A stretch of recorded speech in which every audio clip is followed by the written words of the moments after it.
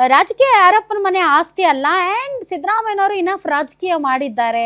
2 ಬಾರಿ ಮುಖ್ಯಮಂತ್ರಿ ಆಗಿದ್ದಾರೆ. 2 ಬಾರಿ ವಿರೋಧ ಪಕ್ಷದ ನಾಯಕರಾಗಿದ್ದಾರೆ. Mass leader. ಮತ್ತು ಈ ಒಂದು ಕರ್ನಾಟಕದ ರಾಜಕೀಯದಲ್ಲಿ ಸಿದ್ದರಾಮಯ್ಯನವರ ಹೆಸರು ಮಾತ್ರ ಅಚ್ಚಳಿಯದಂತೆ ಉಳಿದು ಹೋಗುತ್ತೆ ಕರ್ನಾಟಕದ ರಾಜಕೀಯ ಇತಿಹಾಸದ ಪುಟಗಳಲ್ಲಿ. ಸೊ ಹೀಗಾಗಿ ಇನ್ನೂ ಕೂಡ ರಾಜಕೀಯ ನಮ್ಮನೆಲ್ಲೇ ಇರಬೇಕು, ನಮ್ಮ ಸುತ್ತನೇ ಗಿರ್ಕಿ ಹೊಡಿಬೇಕು ಅಂತ ಬಯಸುವುದು ಮತ್ತು ಆ ರೀತಿಯಾದಂತಹ ಮಹತ್ವಾಕಾಂಕ್ಷೆ ಇನ್ನೂ ಉಳಿದಿದ್ದರೆ ಗ್ರೇಟ್.